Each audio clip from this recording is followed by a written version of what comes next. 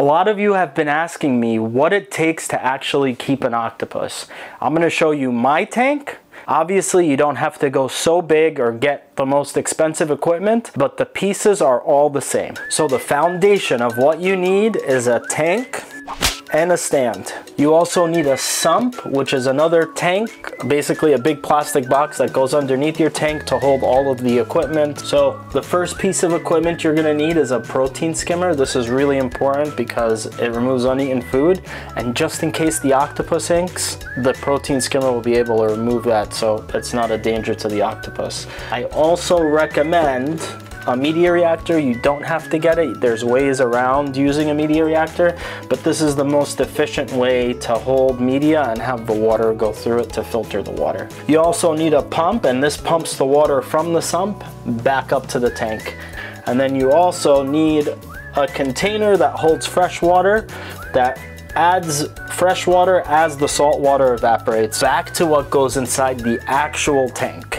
Another huge part is actually making salt water. You can go out and just buy saltwater jugs, but that gets really expensive, so you'll probably have to make your own salt water. Time to make some salt water. I use reverse osmosis water, which is sterile water. I definitely recommend that, but you could also use tap water and use something like Prime to condition the water to take out all the heavy metals and the chlorine and stuff. Now back to the top of the tank.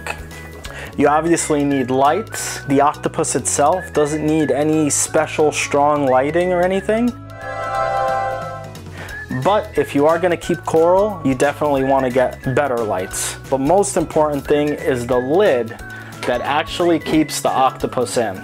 These are polycarbonate sheets, and you can get them on Amazon based on the size of your actual tank. Now inside the tank, you're gonna need sand. And depending on the size of your tank, you need about 1 to 2 pounds per gallon.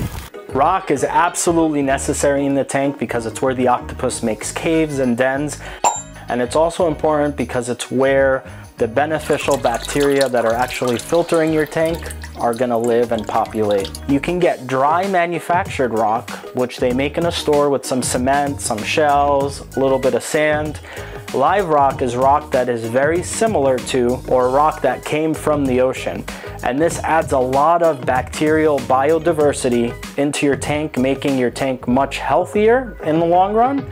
And it's able to handle a lot more waste and just other issues, and it's a more balanced ecosystem. Algae is an inevitable part of keeping any type of aquarium, so you're gonna need something to clean the algae off the glass. These magnetic scrapers are a really good idea because it keeps you from getting your hand wet, and they do a really good job. The only thing with this is you have to be very careful not to get sand under it because it will scratch up your glass. And nothing is worse than having a nice brand new tank with scratches all over the glass. And it also is kind of like a toy for the octopus in a way. The biggest question you probably have right now is how much does all of this cost? Well, you have to like and subscribe to find out in my next video.